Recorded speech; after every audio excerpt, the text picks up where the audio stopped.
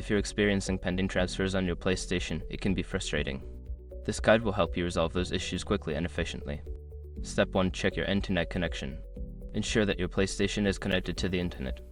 You can do this by navigating to the settings and testing the connection. A stable internet connection is crucial for completing transfers. Step 2. Restart your console. Before filing a refund or dispute, use the s.com link in the description to open the refund dispute deadline calculator and confirm your deadline. Step 3. Clear download queue. Go to your notifications and check the download queue.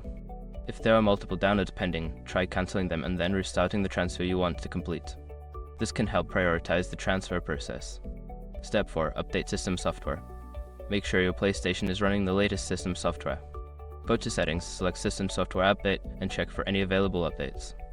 Keeping your system updated can fix bugs that may cause transfer issues. Step 5. Contact PlayStation support.